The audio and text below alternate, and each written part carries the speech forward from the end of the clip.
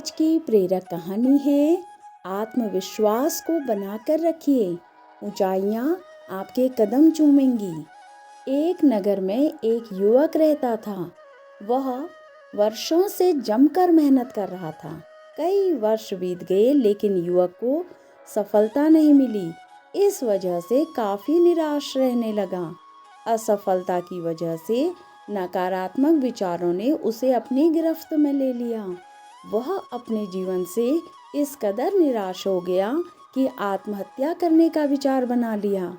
वह आत्महत्या करने के लिए जंगल जा रहा था। जंगल में अचानक से उसकी मुलाकात एक संत से हुई।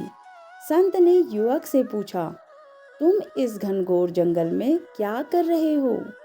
युवक ने जवाब दिया कि मैं अपने जीवन में संघर्ष कर करके थक चुका हूँ। मैं आत्महत्या करने जा रहा हूँ। संत ने पूछा, तुम कितने दिनों से संघर्ष कर रहे हो? युवक ने जवाब दिया कि मुझे सालों के संघर्ष के बावजूद भी नौकरी नहीं मिली।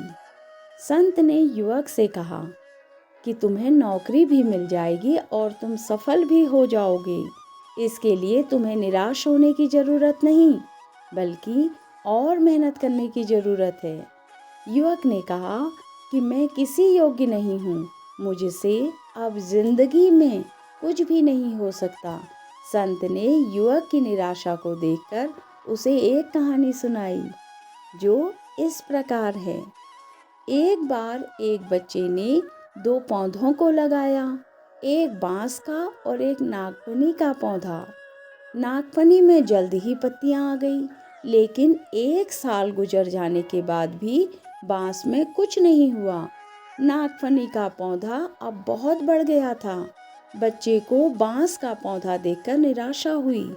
तीसरे और चौथे साल भी बांस के पौधे में कुछ नहीं हुआ। अब बच्चा पूरी तरह से निराश हो गया। लेकिन कुछ दिन बाद बांस के पौधे में अंकुर फूटे और देखते ही देखते बांस का पौधा बहुत बड़ा हो गया। बांस के पेड़ को अपनी जड़ों को मजबूत करने में 4 से 5 साल लग गए।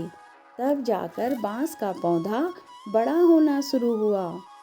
संत ने युवक से कहा, अभी आपके संघर्ष का समय है। पहले अपनी जड़ों को मजबूत बनाओ, फिर देखो परिणाम क्या होगा। जैसे आपके जड़ मजबूत हो जाएंगे, आप बड़े से बड़े तूफान से टकरा जाएंगे। यह बात युवक को समझ में आ गई।